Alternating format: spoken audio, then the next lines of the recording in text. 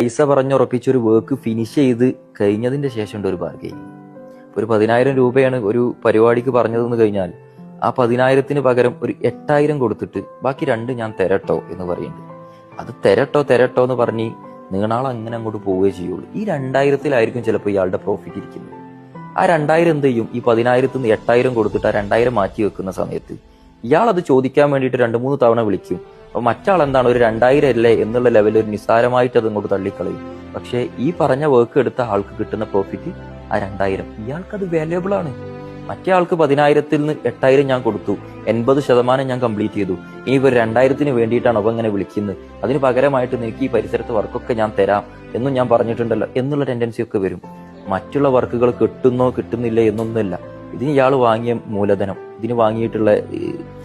ഇതിന് ഇയാൾ വാങ്ങിയിട്ടുള്ള മെറ്റീരിയൽസ് അല്ലെങ്കിൽ ഇതിന് ഇയാൾ ഉപയോഗിച്ചിട്ടുള്ള അതിന്റെ ആ ഒരു എമൗണ്ടെങ്കിലും നമ്മൾ കൊടുക്കാനുള്ള മനസ്സ് കാണിക്കണം. പണം പറഞ്ഞുറപ്പിച്ചിട്ടുണ്ടെങ്കിൽ അത് കൊടുക്കുക. അതല്ല നിങ്ങൾക്ക് അതിൽ ബാർഗെയിൻ ചെയ്യണം എന്നുണ്ടെങ്കിൽ ആദ്യം പറയാം ഞാൻ ഇത്രേ തരുള്ളൂ കേട്ടോ. അല്ലാതെ എല്ലാ വർക്കും കഴിഞ്ഞതിന് ശേഷം ഈ ഫിറ്റ് ആക്കിയതൊന്നും അഴിച്ചു കൊണ്ടുപോകാനൊന്നും എന്തായാലും പറ്റൂലല്ലോ. അല്ലെങ്കിൽ ഒരു വേറെ എന്തെങ്കിലും സംഭവം ആണെന്നുണ്ടെങ്കിൽ അത് തിരിച്ചെടുക്കാൻ നമുക്ക് പറ്റൂലല്ലോ. അത് പറഞ്ഞ പൈസ കൊടുക്കാനുള്ള മനസ്സ് കാണിക്കുക.